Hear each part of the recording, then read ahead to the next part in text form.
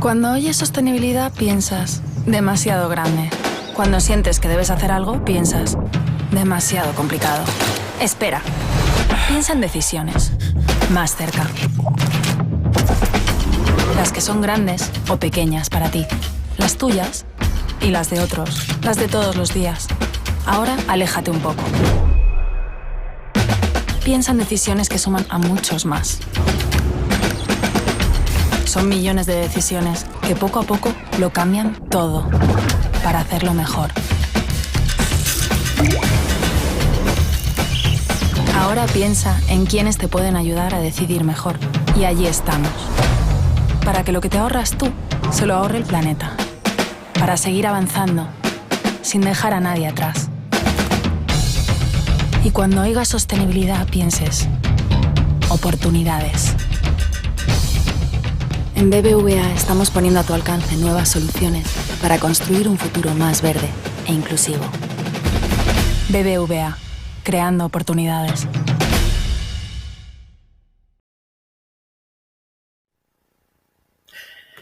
¿Qué tal? Muy buenos días, ¿cómo están? Y bienvenidos a este foro sobre sostenibilidad y empresa organizado por BBVA con la colaboración de 5 días y que además pueden seguir en directo, en streaming, a través de empresasysostenibilidad.com. Gracias por seguirnos en directo. Enseguida vamos a saludar a nuestros ponentes, pero antes déjenme, a modo de recordatorio, una breve introducción. El 25 de septiembre de 2015, Naciones Unidas adoptó los 17 Objetivos de Desarrollo Sostenible para proteger el planeta con el fin de construir un mundo más próspero, más justo y más sostenible para las generaciones futuras.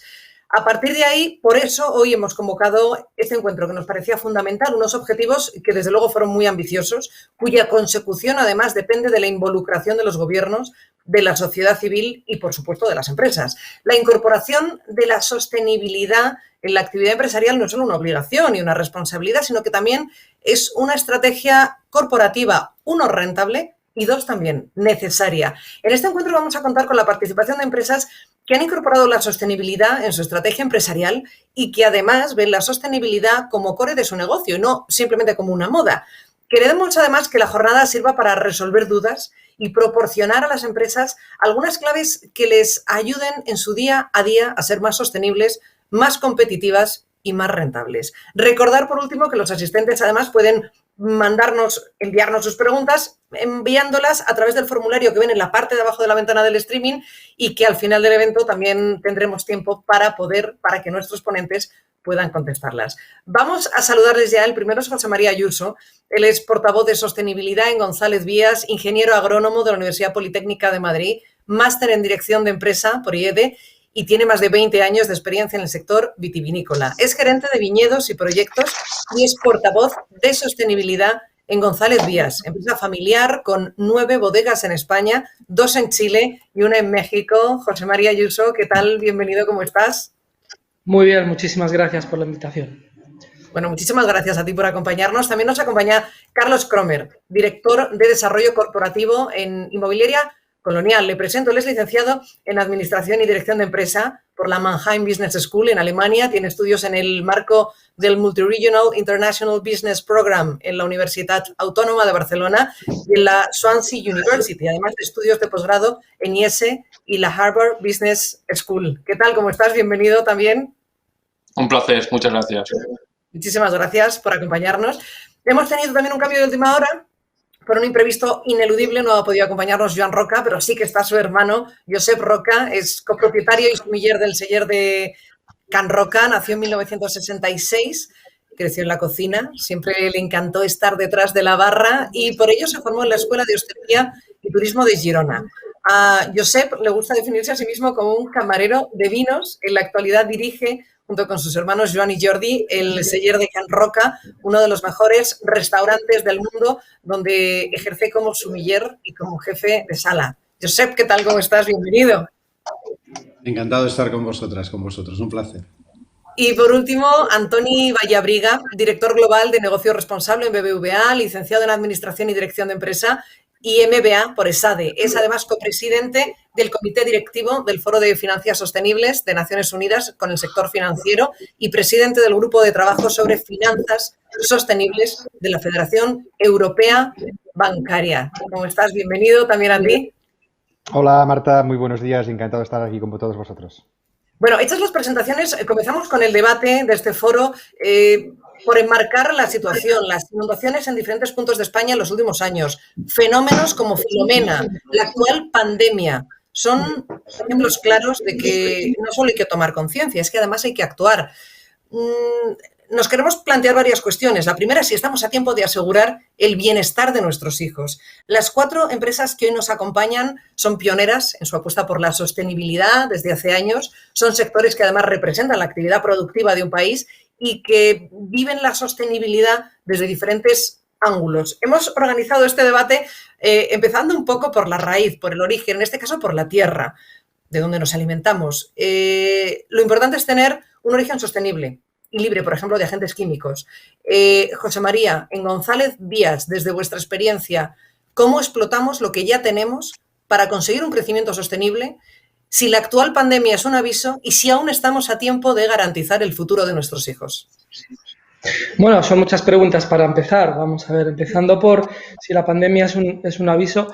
Yo les comentaría, muchos de ustedes habrán visto que delante de las viñas a veces plantamos unos rosales. ¿Por qué hacemos esto? Porque el rosal es un indicador adelantado de lo que después le va a ocurrir a la viña, si hay alguna plaga.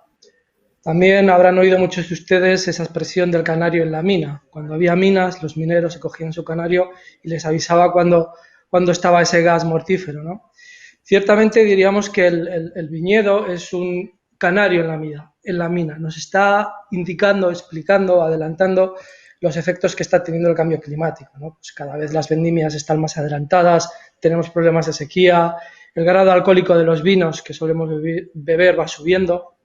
Entonces, esta primera reflexión me lleva a la segunda pregunta que me hacías, si es compatible la explotación de la tierra y el crecimiento sostenible. Una frase del Principito, libro que de pequeño hemos leído todos, que dice que creemos que heredamos la tierra de nuestros padres, porque realmente lo que ocurre es que nosotros hemos tomado prestada al planeta de los hijos. Esto me sirve para explicar un plan estratégico que tenemos en González Vías, que se llama 5+5, Cuidando el Planeta. Nuestra empresa es una empresa familiar, se encuentra actualmente en la 5ª generación. Ese primer 5 de nuestro logo es que, bueno, hasta la fecha las 5 generaciones familiares han estado cuidando del planeta y el segundo 5 es que lo que se quiere es que las siguientes 5 generaciones continúen. Permítanme la broma, pero esto no quiere decir que en la 10ª generación nuestra empresa va a desaparecer, para ello estamos, no será, sino que la idea es que, bueno, pues nuestra forma de ser es sostenible. Porque hablando de esas bodegas que comentabas antes, Marta, esas bodegas en España, en México, en Chile, ¿alguien piensa que podría tomarse un Jerez fuera de Jerez? O un Ribera producir un Ribera fuera de Ribera? ¿O producir un Rías Baixas, ese vino tan sutil y tan atlántico, muy lejos de la Costa da Morte? Pues evidentemente no. Yo creo que con esto he explicado suficientemente cómo la explotación de la tierra y el crecimiento sostenible tienen que ir de la mano. Y la última pregunta, ya muy brevemente, que me hacías es si estamos a tiempo, ¿no?, de revertir esto. La respuesta es rotundamente sí. Pondría un ejemplo que viene muy bien a día de hoy, es la dichosa pandemia. Nadie pensaba que en 6 meses tuviéramos vacunas, cuando antes el plazo medio podían ser 3 años. Otro ejemplo podría ser, hemos tenido problemas ambientales con el ozono, hoy eso técnicamente se ha resuelto. Entonces, si hacemos cosas, por supuesto que vamos a poder revertir este problema que tenemos, ¿no? En ello, González Vías aporta su granito de arena, tenemos nuestro plan 5+5, nos hemos adherido al Pacto Mundial, hemos elegido 4 de esos 17 ODS que comentabas, estamos midiendo nuestra huella de carbono, tenemos una certificación en bodegas de sostenibilidad, bueno, y muchas más cosas que no insisto y que si luego hay oportunidad podré desarrollar. Bueno, seguro que la íbamos un poco primero a sentar las bases con cada uno de vosotros. Hemos empezado en el origen, en el germen, en la tierra. Muchísimas gracias, José María. Tenemos el producto, un producto que respeta el medio ambiente, que lo cuida. Josep, en el Seller, ¿cómo se conoce a estos productores? ¿Cómo se les selecciona estos productos de cercanía, de proximidad, sostenibles? ¿Cómo se elaboran para que sigan siéndolo? Y luego, ¿cómo se presentan en la mesa para también mejorar de esa forma la vida de las personas? ¿Cómo es el trabajo que realizáis?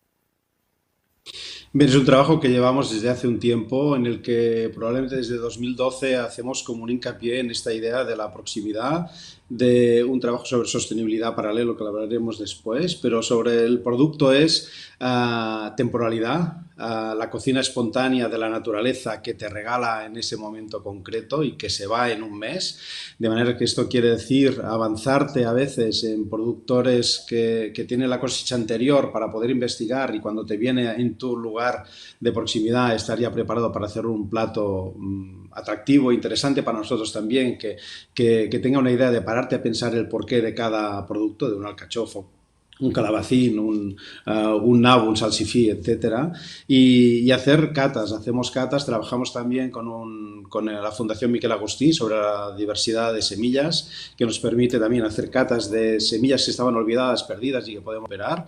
Esto lo vamos amplificando desde el 2013 y bien, también una mirada en la que ya tenemos un proyecto que se llama Tierra Animada, que es tener un botánico en plantilla desde el 2012, y en el que también interpretamos el campo, el bosque, desde 2.300 metros hasta el delta del Ebro, desde el Pirineo al delta del Ebro, qué hay a nuestro alrededor que tiene que ver con la estacionalidad, con la fragilidad de esa flor que a veces es efímera, aprovechar el momento que hay las violetas en el campo y saber que este año hemos tenido el mejor año de violetas porque ha sido el más perfumado de todas, y luego cómo hay un juego entre la flor de la violeta y la flor del almendro, vivir esa sutileza que podemos ver en el paisaje cuando paseamos, pero también con los productores, con el sistema de atracción de pequeños productores, con un 85% de productos de proximidad, con una observación e investigación de productos y productores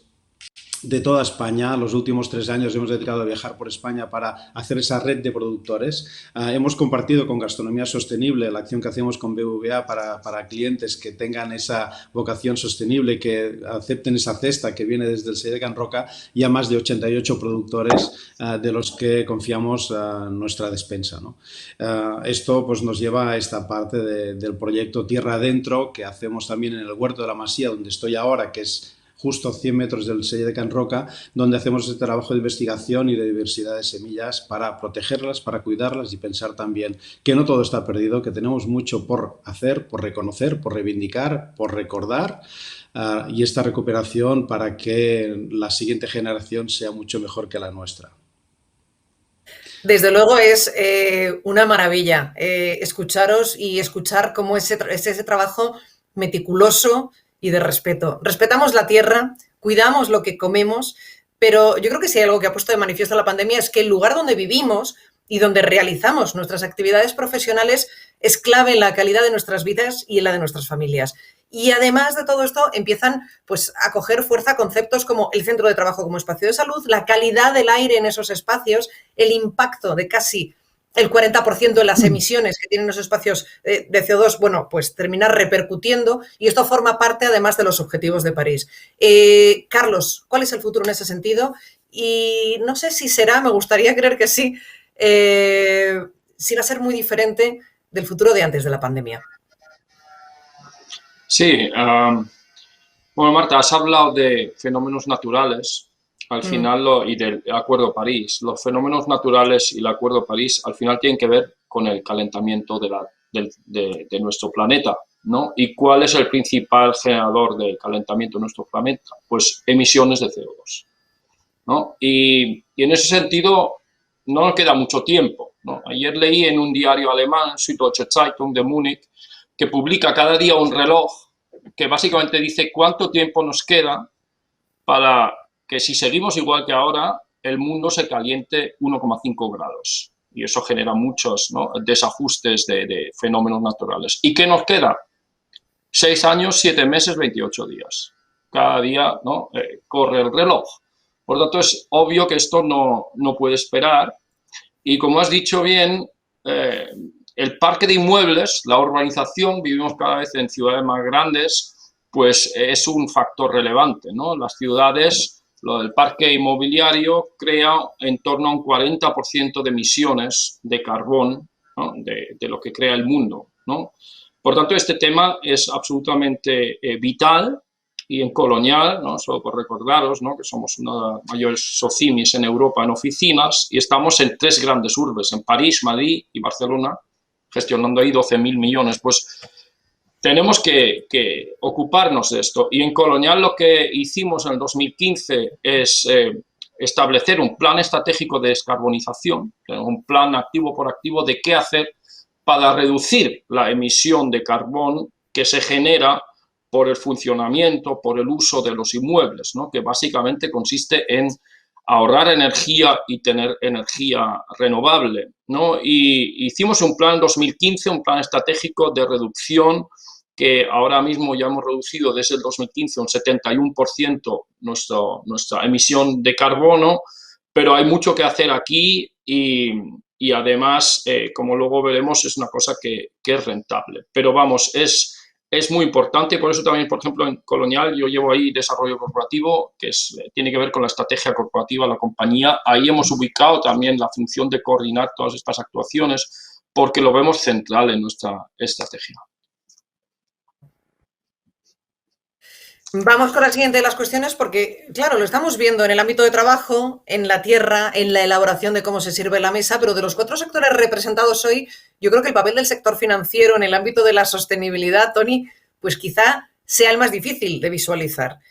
¿Cómo una entidad como BBVA contribuye en materia de sostenibilidad? ¿Cómo remata el proceso? Bueno, bien, Marta, como apuntabas al inicio, en 2015 hubo el gran acuerdo de los Objetivos de Desarrollo Sostenible y también el Acuerdo de París, ¿no? Esa lucha por conseguir que el calentamiento global del planeta no sea por debajo de los 2 grados e idealmente, como apuntaba Carlos, pues en ese objetivo de 1,5, ¿no? Máximo. Y bueno, pues al final eso requiere que la sociedad, la economía en su conjunto, las empresas, adaptemos nuestros modelos de negocio, nuestras estrategias y al final tenemos que transformar nuestro modo de vida, ¿no? Desde lo que comemos, cómo viajamos, dónde vivimos, cómo trabajamos.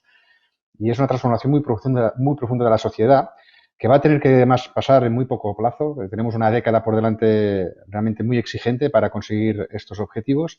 Y bueno, la banca jugamos un rol fundamental porque tenemos que hacer posible que las personas, las empresas, las instituciones, los estados, los gobiernos puedan realmente conseguir hacer esa transición con la financiación adecuada y que los flujos financieros se alineen con estos objetivos, ¿no? Por lo tanto, jugamos un rol fundamental. En nuestro caso, somos un banco orientado a un propósito, que es poner al alcance de todos las oportunidades de esta nueva era. Y hemos situado la sostenibilidad como centro neurálgico de nuestra estrategia, ¿no? Y en un concepto amplio, o sea, entendiendo el cambio climático como gran desafío, pero también entendiendo la interdependencia que tenemos con el capital natural, como apuntaban tanto Josep como José María, ¿no? La relevancia de la biodiversidad y también el trabajar por no dejar nadie atrás, ¿no? Por un crecimiento inclusivo. Por lo tanto, esa es nuestra apuesta. Yo creo que los bancos podemos jugar 3 roles fundamentalmente. El primero es financiar, como decía, financiar esta transición, proponiendo soluciones financieras y de inversión a nuestros clientes y a la sociedad en su conjunto. Pero también tenemos 2 roles más, ¿no? Un segundo rol que es incorporar y gestionar pues todos estos cambios, estos impactos sociales y ambientales en nuestros modelos, en nuestros procesos de planificación, en nuestros modelos de riesgos y ayudar a gestionar riesgos, que es lo que sabemos hacer. Pero en tercer lugar también un elemento muy importante, ¿no? Dado nuestra capilaridad y nuestra llegada, pues somos fundamentales para involucrar a todos nuestros grupos de interés en esta profunda transformación y enorme oportunidad para nuestras empresas y nuestra sociedad, ¿no? Ese rol es fundamental y en BBVA queremos ser muy activos. En ese sentido, decir que hemos fijado 2 grandes objetivos, tenemos un plan muy ambicioso con 2 grandes objetivos. Uno es movilizar 100.000 millones de euros entre 2018 y 2025. Llevamos ya movilizados la mitad y esperamos próximamente actualizar este objetivo.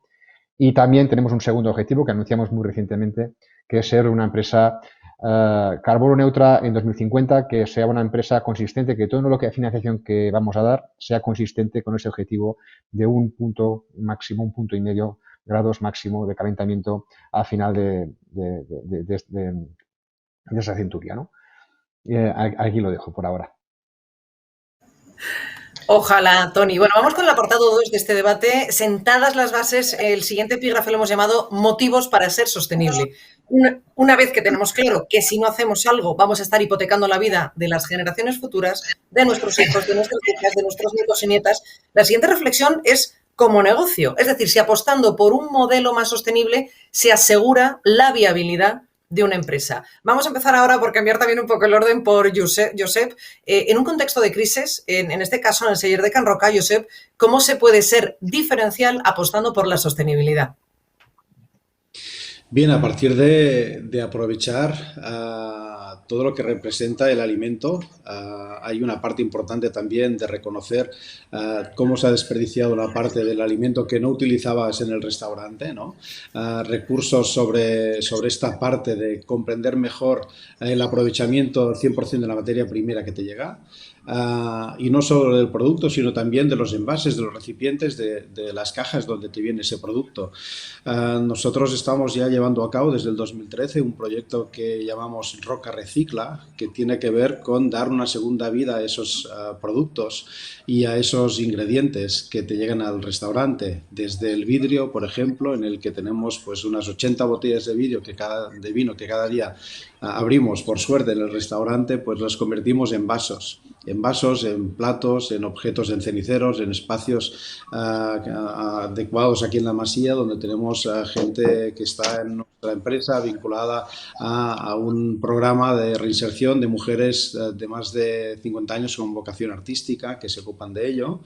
Y tenemos también un proyecto en este Roca Recicla de recuperar, bueno, aquí hay un ejemplo, por ejemplo, esto es una botella convertida pues en una jarra de agua, otra botella convertida en un vaso. Y bien, también las cajas de poliestileno del pescado, de que nos llegan con el pescado, pues de 7 cajas de poliestileno hacemos un taburete de diseño. Por ejemplo, o con las bolsas de envasar al vacío, pues también nos dedicamos a reciclar esa bolsa que hemos utilizado y la convertimos en delantales o en bolsos o en sacos de la compra.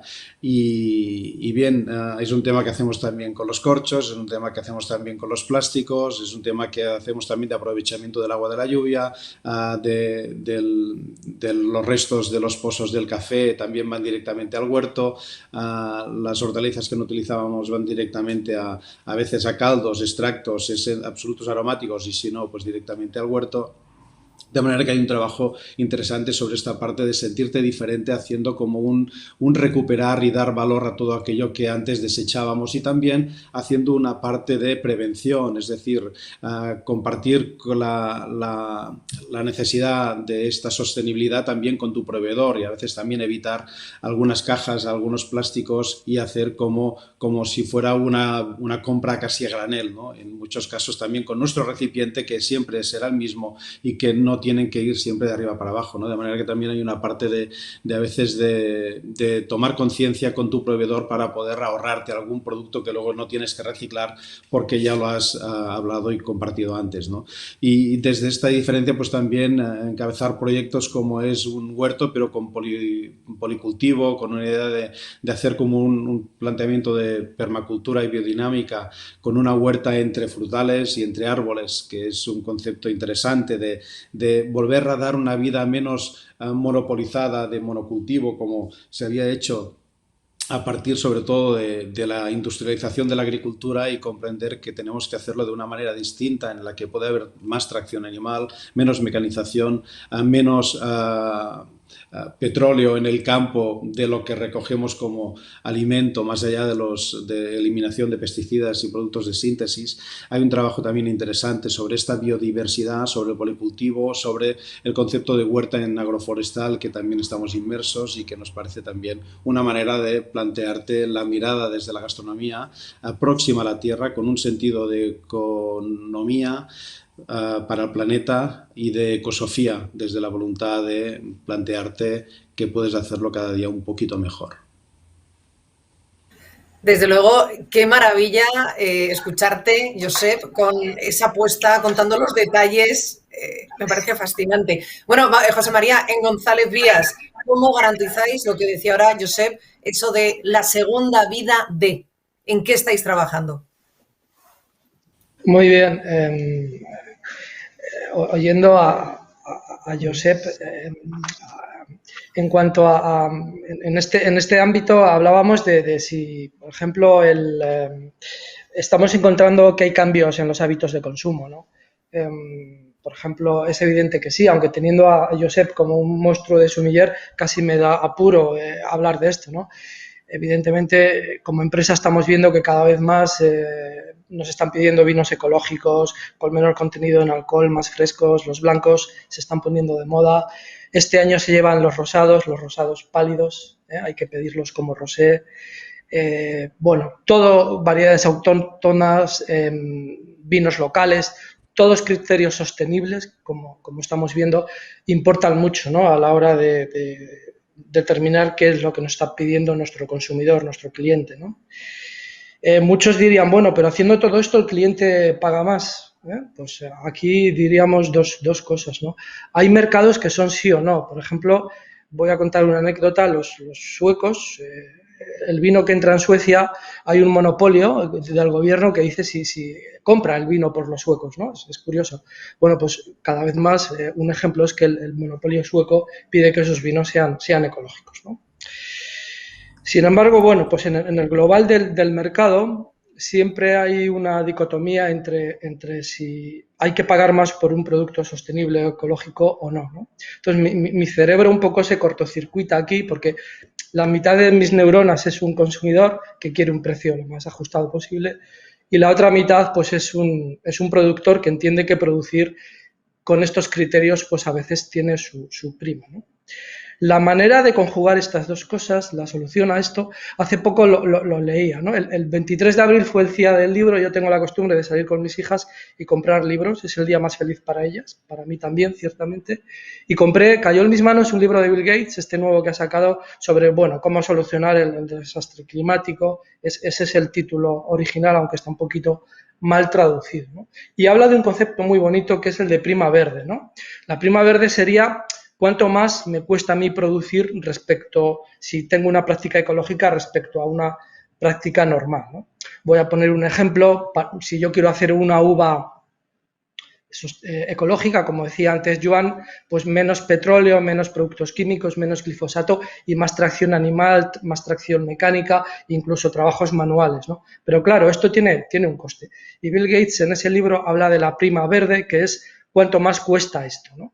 Bueno, pues esa prima verde está ahí, en algunos casos es elevada, se solucionará con investigación, en otros casos es muy pequeñita y entonces se soluciona con educación. Lo que tenemos que hacer nosotros como productores es educar un poquito al consumidor para que entienda que el producto ecológico que le estemos dando es de un mayor valor, ¿no? Y nosotros como empresa muchas veces pues perder o admitir cierta pequeña margen que pudiéramos tener entendiendo que este tipo de productos se tienen que establecer, ¿no? Al final es un equilibrio donde la educación pues tiene mucho que ver. Claro, sin duda. Hemos visto cómo lo hacen en el Seller, cómo lo hace González Vías en Colonial, en este caso, Carlos, lo de las segundas vidas, cómo se está mirando al futuro. Y fíjate, hablaba de lo de la prima verde, José María. ¿Cómo lo estáis haciendo vosotros?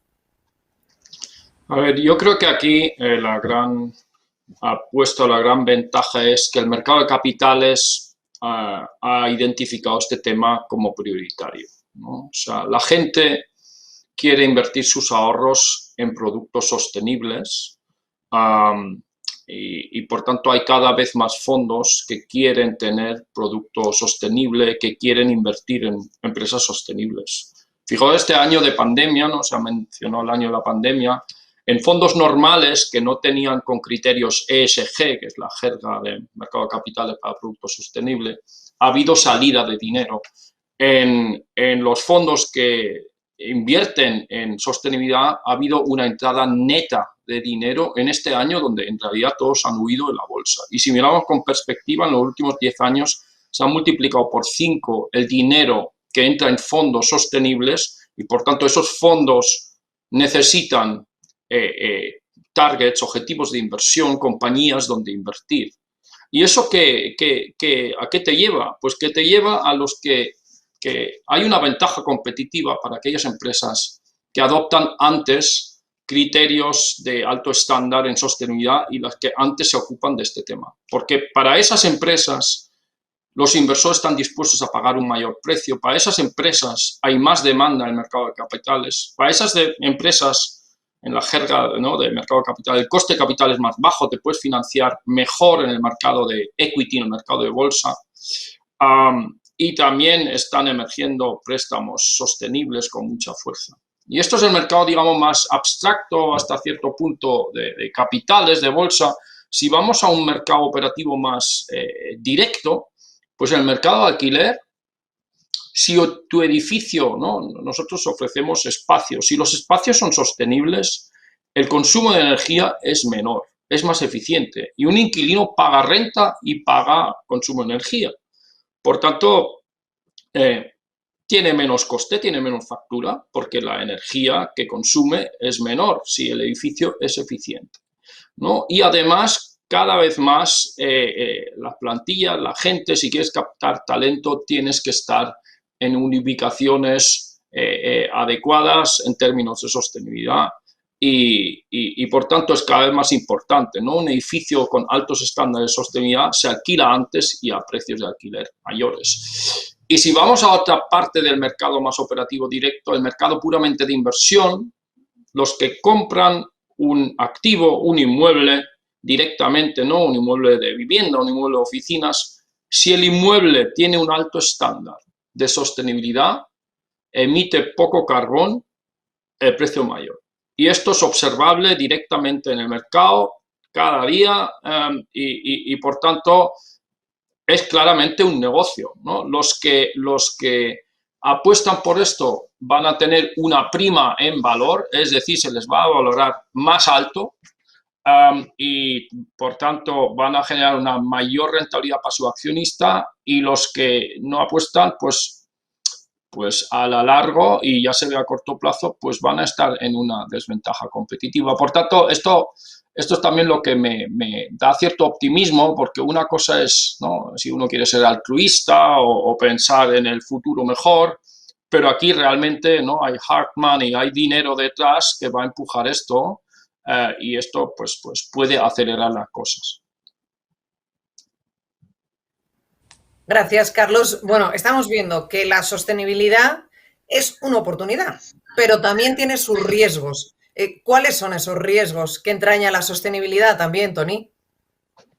Bueno, yo creo que los tres ejemplos se complementan idealmente, y la verdad es que las tres empresas son ejemplares y referentes en estos temas, y como bien apuntan, pues yo, aunque me toca hablar de los riesgos y del ámbito también regulatorio, reafirmar de que nosotros entendemos que la sostenibilidad es una enorme oportunidad, no es una solución cara, es la solución inteligente. Es cierto que depende del tipo de actividad, pues esa prima verde pues existe, ¿no? Pero vemos en algunos activos y en algunas actividades claramente que las tecnologías han avanzado lo suficientemente como para que efectivamente haya un retorno evidente y a corto plazo incluso de unas decisiones de mayor sostenibilidad, y en algunos casos, pues algunos activos los mercados los están ya valorando, como bien apuntaba Carlos, ¿no? Por lo tanto, hay que entenderlo siempre en clave de cada industria, pero sí que entendemos en clave de oportunidad.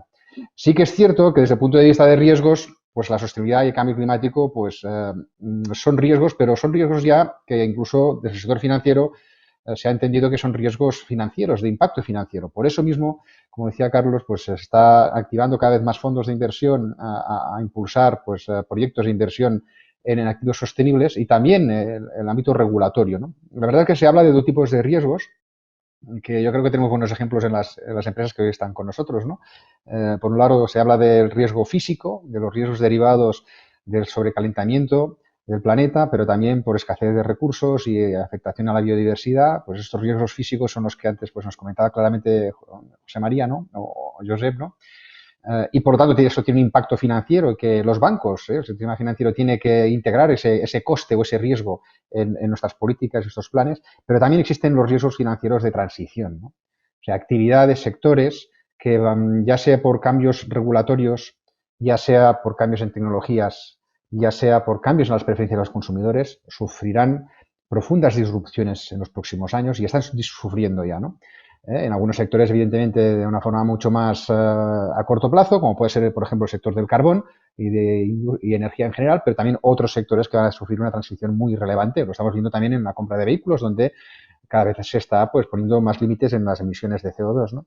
Por lo tanto, esos sectores también van a sufrir, van a tener que adaptarse y, por lo tanto, el sector financiero también tiene que integrar esos riesgos en nuestros modelos, ¿no?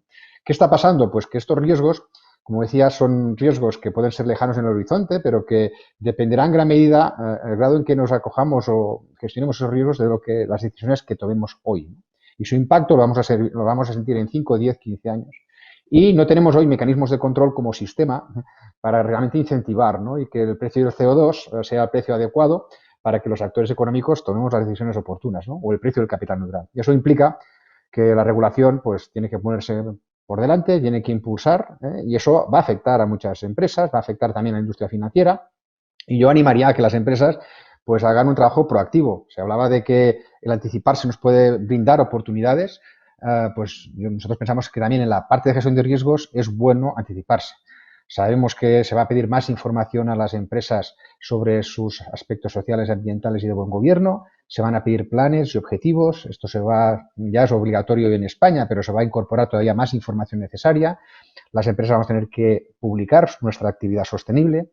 Y los bancos, no solo los inversores, no solo el mercado de capitales, que como decía bien Carlos, lo está integrando ya, sino también los propios bancos. Vamos a tener que acompañar y ayudar a nuestros clientes, empresa, a conocerles mejor y entender cómo poderles ayudar en esa transición. Y vamos a necesitar mejor información para también poder responder a la regulación que nos viene, en este caso de los supervisores, que piden que efectivamente este riesgo sistémico se trate de la forma adecuada.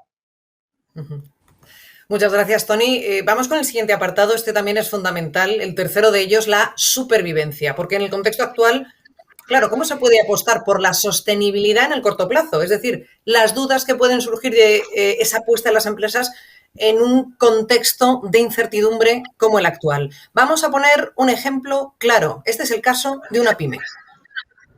Buenos días. En primer lugar, agradecerles la oportunidad que se me brinda de poder comentar mi situación actual. Tengo una empresa con 20 empleados. Hemos acometido diversas inversiones en los últimos años. Y ha llegado la COVID-19 y con ella, pues bueno, ha habido un descenso en la actividad, ha habido un descenso en el número de pedidos. Me he visto obligado a mandar a la mitad de la plantilla al ERTE. Hemos tenido que solicitar diversos ICO con el objetivo de hacer frente a diversos pagos y en el corto plazo no vemos que la situación vaya a mejorar. El mundo de la sostenibilidad me viene por diversos inputs, me viene por parte de mis clientes, por parte de mis proveedores, por parte de mi banco, por parte de mis hijos. Y el problema es, en la situación actual, ¿cómo puedo encajar el mundo de la sostenibilidad? Bueno, pues esta es la pregunta que nos dejaba, os lo planteo a los tres, vamos a empezar por Gonzalo Díaz, por José María. ¿Se puede pensar, José María, en la sostenibilidad cuando muchas de las empresas españolas están ahora mismo luchando por sobrevivir? Bueno, lo primero que tenemos que hacer es empatizar mucho con este ejemplo que nos has puesto, ¿no? Y la respuesta es rotundamente sí. Kant tiene una frase y dice que se puede medir la inteligencia de un individuo por esa cantidad de incertidumbre que es capaz de soportar. Dado que el público objetivo de este webinar en su mayoría pues son empresarios en una mayor o menor dimensión, realmente estamos en una situación en la que hay que gestionar, estamos en una incertidumbre, va todo muy rápido, pero tenemos que llegar a certezas, ¿no? Y las certezas son que si no hacemos nada, como han dicho ponentes anteriores, pues antes de que acabe el siglo tendremos 1,5 grados por encima. Suelo poner cuando hago alguna presentación una tablita de nuestro sector. Ya sabéis que la viña está ligada a la tierra, uno no puede poner viña ni en el polo ni en el trópico, está entre los paralelos 40 y 50, pues tenemos viña en la zona mediterránea, la tenemos en California y en el hemisferio sur, pues en Sudáfrica, en Chile y en Nueva Zelanda y Australia, y ya está, ¿no? Y si las predicciones que nos están contando en el año 50 o al final del siglo son las que no queremos que sean, pues eso que os contaba antes de nuestro 5+5 de González Vías, la quinta generación, pues a lo mejor a la sexta o séptima generación, pues resulta que no vamos a poder hacer Jereces en Jerez o riberas en ribera. Sin querer ponerme trágico, lo que quiero decir es que hay que pasar a los hechos. Hemos hablado un poquito antes de planteamientos estratégicos, de que hay que adoptar pues, objetivos de desarrollo sostenible, planes estratégicos sostenibles, pero a lo que yo me quería referir ahora son acciones concretas, ¿no? Es decir, la parte ejecutiva, la parte táctica. ¿Qué cosas se pueden hacer? Pues lo primero que todos deberíamos hacer es empezar por medir, ¿no? Medir esa huella de carbono que nosotros estamos haciendo.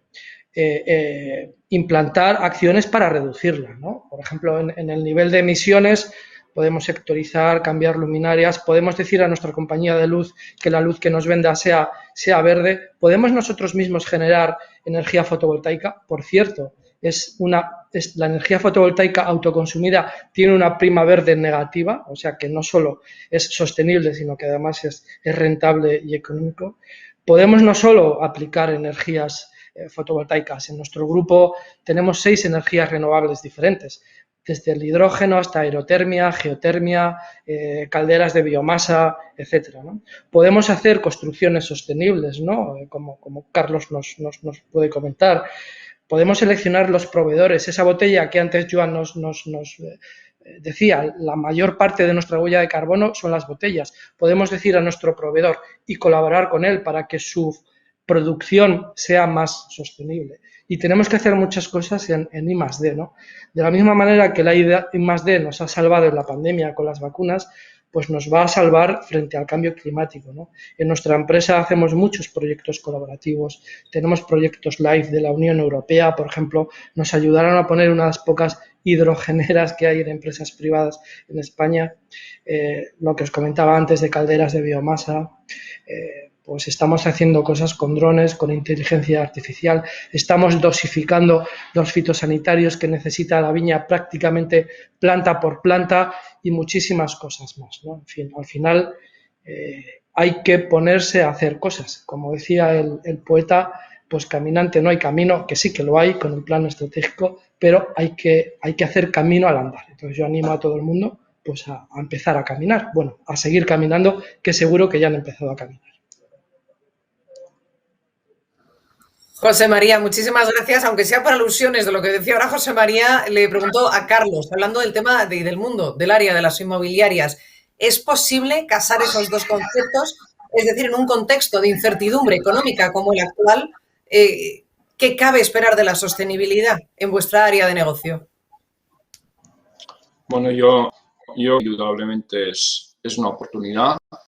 He dicho, lo primero creo que es, esto es independiente del negocio, ¿no? O sea, hacer un cálculo cada uno mismo que es la huella de carbono que producimos cada uno de nosotros mismos, y os sorprenderéis concluye, ¿no? lo que hacemos. La conciencia ya es un primer paso y con eso se puede claramente identificar, ¿no? lo que es mejor y lo que es peor, y como he dicho, yo creo que el futuro está ahí, es una ventaja activa y hay muchos caminos, y también eso permite luego estos caminos de creatividad atraer talento con ideas nuevas, ¿no? Y yo qué sé, ejemplos, pues edificios de madera, a veces puede tener sentido hacer un edificio de madera, dónde están ubicadas las cosas, ¿no? Si estás en el centro y puedes ir en transporte público, pues generas un 40% menos de huella de carbono que si estás en una ubicación secundaria.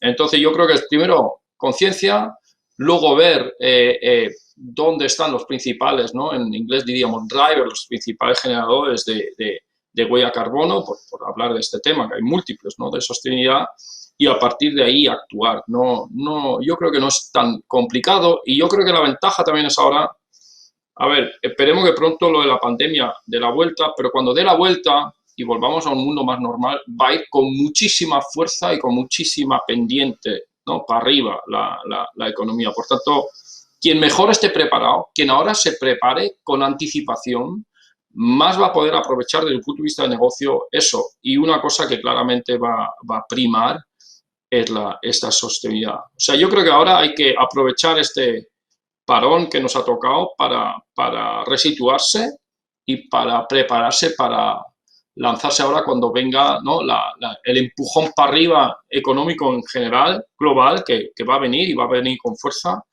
y de manera competitiva. Yo creo que hay francamente, mucha oportunidad en este tema. Josep, cogiendo un poco las palabras de lo que dejaba, ahora ha dicho Carlos. Decía antes también José María, lo de caminante no hay camino, hay que seguir, decía Carlos, tomando un poco las riendas de esa oportunidad que va a empezar a volver a aparecer, como sobre todo pensando en pequeños emprendedores, en pequeñas empresas que puedan también seguir vuestro ejemplo. En un tiempo de incertidumbre económica como este, se conjuga algo que sale económicamente también más caro, como la sostenibilidad. ¿Qué se puede hacer?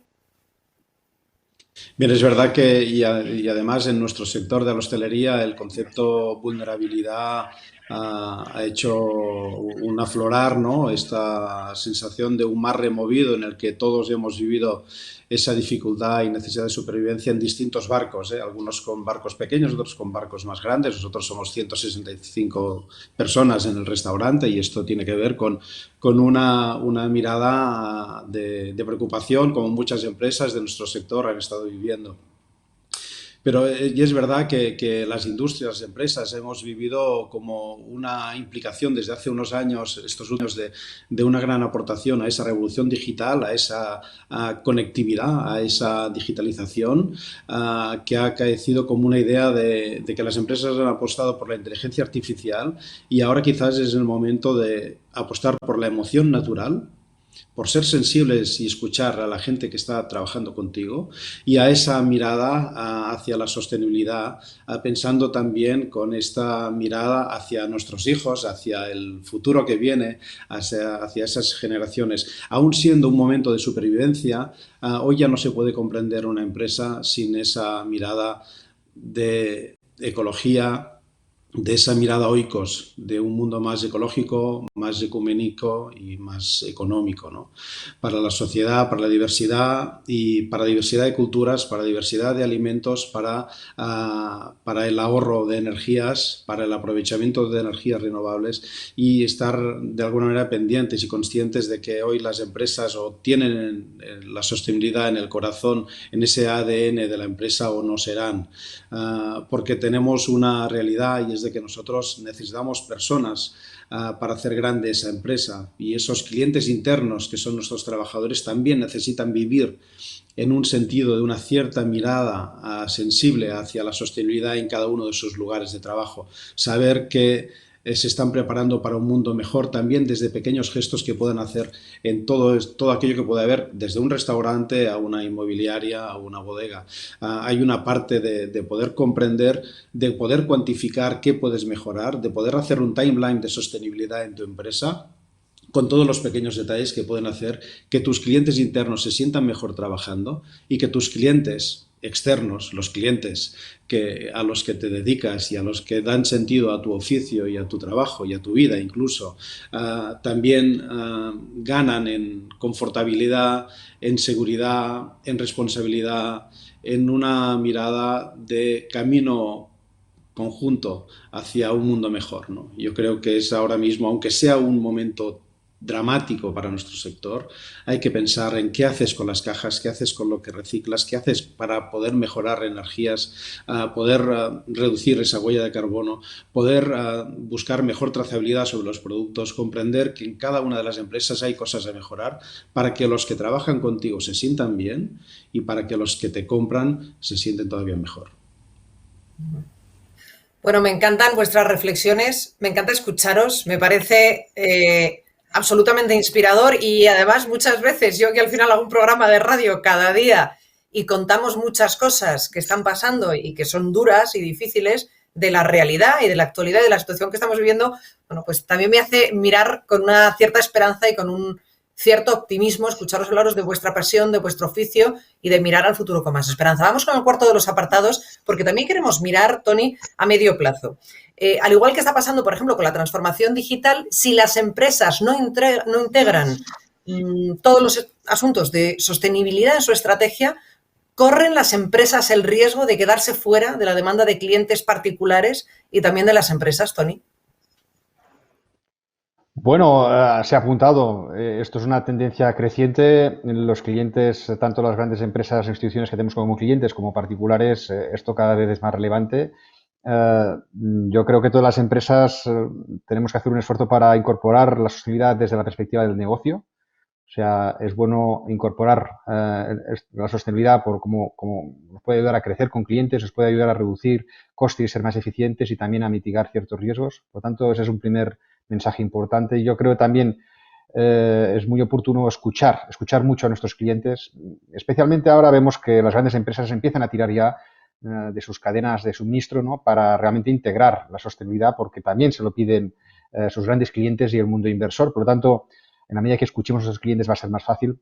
Yo creo que es bueno que las empresas participen de otras iniciativas que haya empresas en su sector, fomentar iniciativas colaborativas, aprender de otros. Todo esto puede ser muy útil en el mundo de la sostenibilidad, donde se permite una complicidad mayor.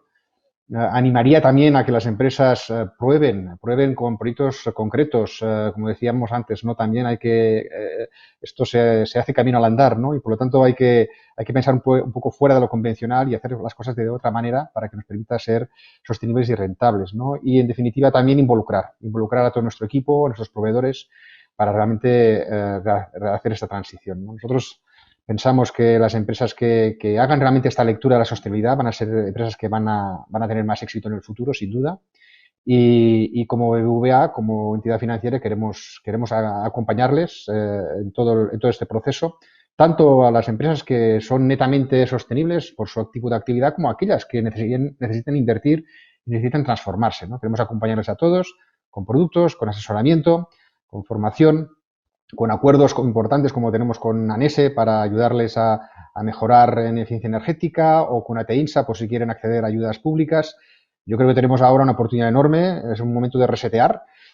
Y bueno, como se ha dicho ya, en España y Europa está situando la sostenibilidad en el centro de sus políticas públicas, ¿no? Y vamos a tener en breve estos fondos europeos, cerca de 140.000 millones de euros que van a llegar en los próximos años y que van a tener pues una implicación importante en todo lo que tenga que ver con sostenibilidad, ¿no? Por lo tanto, son fondos que el sector bancario vamos a tener que multiplicar por 4 por 5 para que las empresas puedan realmente aprovechar la sostenibilidad como oportunidad. Y yo creo que eso es un poco la lectura que animaría a las empresas en una sesión como hoy. Gracias, Toni. Una segunda cuestión. Vamos enseguida a abrir el turno de preguntas que habilitábamos al principio de este encuentro por la sostenibilidad en la empresa. Pero antes también te quería plantear otra cuestión, porque, por ejemplo, se puede estar preguntando una pequeña empresa, los responsables de una pyme, que no tienen conocimientos y tampoco tienen un departamento de sostenibilidad, ¿cómo pueden afrontar este proceso? ¿Eso cómo se puede hacer? Sí, un poco lo que te comentaba, ¿no? Entiendo que lo que hay que conseguir es que las empresas incorporen este tema en sus planes, en sus estrategias, y, como decía, pues intentar acompañarse de actores y de asociaciones. Las propias asociaciones empresariales están haciendo un esfuerzo también muy importante en acompañamiento a las empresas para integrar la sostenibilidad, ¿no? Como decía, pues desde el sector financiero jugamos un rol muy importante, no solo en productos, no solo en financiar pues ese panel solar, no solo financiar pues ese cambio de vehículo, o ese proyecto de mayor eficiencia energética, o ese proyecto de circularidad en algunas compañías, en algunas industrias, sino que además lo que intentamos es poner al alcance de nuestros clientes y de las empresas pues un asesoramiento, un acompañamiento, un conectar con especialistas que les permitan de alguna forma leer la sostenibilidad en clave de su negocio y poder realmente integrar. En la medida que las empresas realmente orienten su actividad y tengan presente en sus planes de negocio la sostenibilidad, pues como decía antes, no solo el mundo inversor, sino también el mundo financiero en su conjunto y los bancos, vamos a tener más facilidad para poder apoyarles, ¿no? Con lo cual, yo lo que animaría es a esa plena integración. Bueno, vamos con las preguntas. La primera, José María, de tu experiencia en estos años, José María, si tuvieses, además te he visto citando mucho libro, recordando el día del libro que lo acabamos de vivir, San Jordi, recientemente, y hablando de lo último que habías comprado, si tuvieses que definir con una frase, mensaje, pensamiento o reflexión lo que ha sido para ti la experiencia, yo creo que decía antes que varias décadas ya, pues trabajando para el mundo vitivinícola, con una frase o con una reflexión este tiempo, ¿qué mensaje querrías dejar? Bueno, dos mensajes. El primero, el 23 de abril, como castellano, es verdad que es el día del libro, pero también es el día de nuestra comunidad y la de Aragón, donde vivo. Vale, gracias. El mensaje que quiero dar es que merece la pena. Y yo creo que con eso está dicho.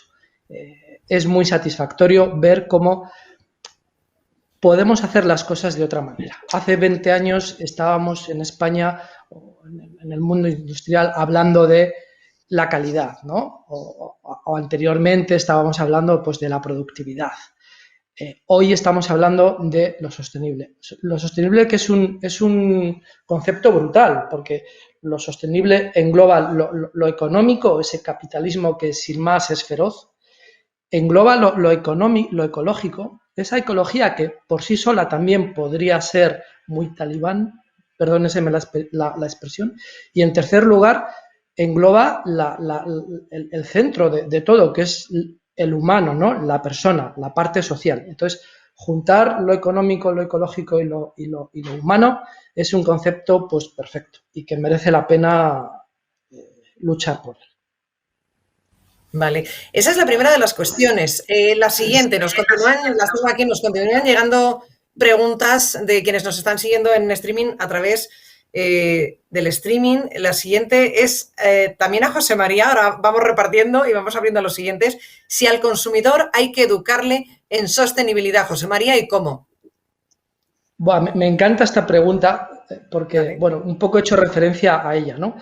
Os contaba que de los 17 Objetivos de Desarrollo Sostenible, nuestro grupo ha elegido 4, el 13, el 15, el 4 y el 8. Bueno, os lo cuento muy rápido. El 13 es acción por el clima, todas estas cosas para que no haya más emisiones. El 15 es la biodiversidad. El 8 es trabajo decente, inclusivo, cuidar el entorno, que también hacía mención Tony, y el 4, que es maravilloso, es educación. Para nosotros este ODS es muy importante, ¿no? Lo que estamos haciendo ahora se engloba dentro de este ODS. Necesitamos educar a nuestros hijos. Bueno, a veces nuestros hijos nos educan a nosotros. Educar como empresa a nuestros proveedores, para decirles los que os contaba antes, ¿no? Pues mira a ver si puedes hacer tú también algo más sostenible. Y educar a nuestros clientes, en el sentido de que, bueno, a ver, nuestros clientes también nos educan a nosotros. Todo esto es recíproco, ¿no? Es biunívoco, va en las dos direcciones. Pero sí que es verdad que tenemos que hacer un esfuerzo por explicar a nuestros clientes por qué hacemos las cosas como las hacemos, por qué nuestra apuesta por la sostenibilidad y por qué eso merece la pena y tiene que llevarse a cabo. Ese objetivo de desarrollo sostenible número 4 para nosotros como empresa es muy importante. Siguiente pregunta para Josep. Nos plantea lo siguiente: ¿cómo conseguir una pequeña empresa ayuda para un proyecto sostenible, Josep? Es decir, el cliente, pues claro, sigue pidiendo también un precio menor. ¿Cómo se puede conseguir eso? Bien, es verdad que es uno de los grandes retos. De ahí también es verdad que la ayuda, en este caso, las propuestas que hace BBVA siempre son propuestas de fácil acceso en esa vía de sostenibilidad y a largo plazo, que es donde tenemos que poder fijar esa idea de conseguir los objetivos, ¿no? Y buscar la rentabilidad.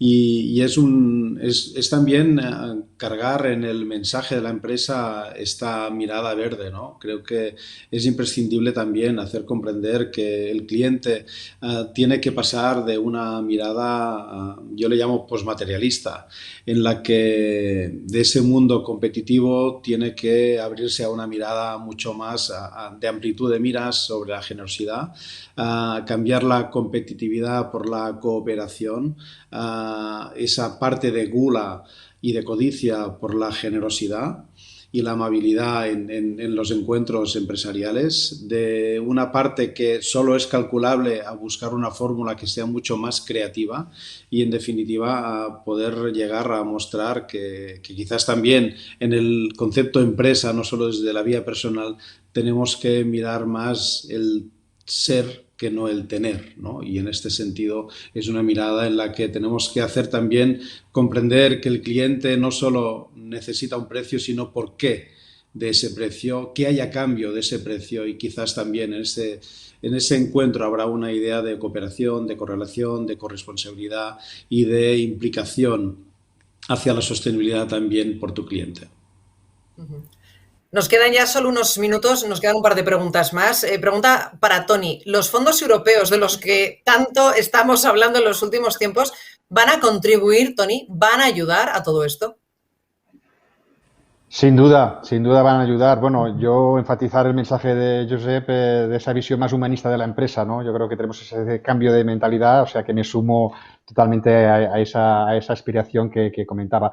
Efectivamente, los fondos van a ayudar. De hecho, recordar que incluso antes de la pandemia, la nueva presidenta de la Comisión Europea se fijó como objetivo el New Green Deal, situar la sostenibilidad en el centro digamos, del plan de la Comisión para los próximos años, ¿no? Y la pandemia, a pesar de un primer momento de incertidumbre y lógicamente, de crisis muy de emergencia, pues ha situado la sostenibilidad todavía con más fuerza dentro de la agenda, ¿no? Con lo cual, los fondos, los 140.000 millones que va a venir a España, el 37% tienen que estar vinculados a objetivos de sostenibilidad. Con lo cual, realmente esto es un titánico, ¿no? Una inversión titánica que, como decía antes, los bancos vamos también a multiplicar con soluciones que muchas de ellas ya están teniendo hoy diferenciales de precio más atractivos, que no justifican la inversión en sí misma, pero sí que hay las señales adecuadas para que las empresas entendamos de que todos vamos alineados hacia un mismo fin, ¿no? Por lo tanto, todavía falta mucha letra pequeña, conocemos pocos detalles. España ha presentado ya su propuesta y van saliendo noticias poco a poco del alcance, pero estamos convencidos de que las líneas iniciales que ha presentado el Gobierno son líneas adecuadas, significan grandes oportunidades en actividades muy, muy relevantes, en el mundo de la rehabilitación de vivienda, en el mundo de la construcción, en el mundo también de economía circular, en el mundo, evidentemente, energético, de movilidad. Realmente hay un plan muy ambicioso y estamos plenamente convencidos de que serán pues una enorme oportunidad para realmente las empresas que estamos en esta situación de ver cómo podemos abordar estos próximos años.